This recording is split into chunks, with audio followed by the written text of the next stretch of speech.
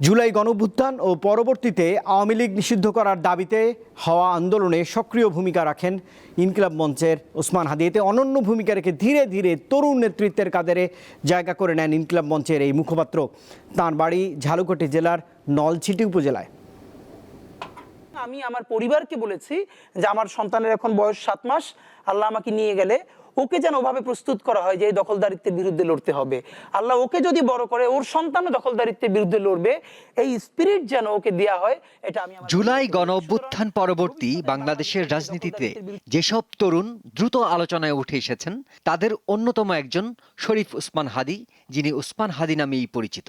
এই নির্বাচন, এই গণতন্ত্র যত ভালো হোক, যদি আমার শত্রু ভারত সেই কথা বলে, চক্ষু বন্ধ করে বলতে পারি এই জিনিস বাংলাদেশের জন্য ভালো নয়, ভালো নয়, ভালো নয়। আন্দোলন, বক্তৃতা আর স্পষ্ট রাজনৈতিক অবস্থানের মাধ্যমে খুব অল্প সময়েই তিনি নিজেকে তুলে ধরেছেন।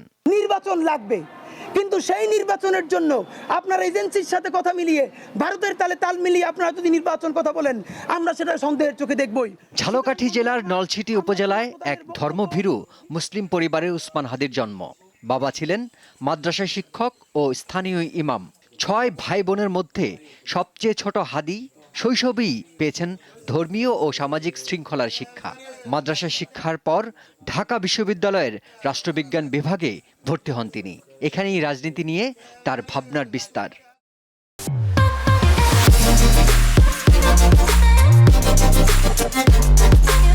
ঢাকার রামপুরায় বসবাস শুরু করে জুলাই আন্দোলনের মাঠ পর্যায়ে যুক্ত হন হাদি। রামপুরা এলাকার সমন্বয়ক হিসেবে সংগঠনের দায়িত্বও পালন করেন। জুলাই আন্দোলনের অভিজ্ঞতা থেকেই গড়ে ওঠে ইনকিলাব মঞ্চ। সংগঠনটির লক্ষ্য আধিপত্যবাদের বিরুদ্ধে অবস্থান এবং ইনসাফ ভিত্তিক রাষ্ট্র গঠন। এই জনতাই আমাদের কর্মী হয়ে উঠবে, কারণ এত কর্মী পাবো, সেই পয়সা পাবো কই? কর্মী রাখবেন, আমাদের লাগবে সমর্থন, জনতা এবং ভালোবাসা। 2024 সালের জুলাই গণঅভ্যুত্থান ও পরবর্তী সময়ে আওয়ামী লীগকে নিষিদ্ধ করার দাবিতে হওয়া আন্দোলনে ইনকিলাব মঞ্চ সক্রিয় ভূমিকা রাখে। ধীরে ধীরে তরুণ নেতৃত্বের কাতারে জায়গা করে নেন হাদি। 2026 সালের জাতীয় সংসদ নির্বাচনে ঢাকা 8 আসন থেকে প্রার্থী হওয়ার ঘোষণা দেন তিনি। পাশাপাশি শুরু করেন গণসংযোগ।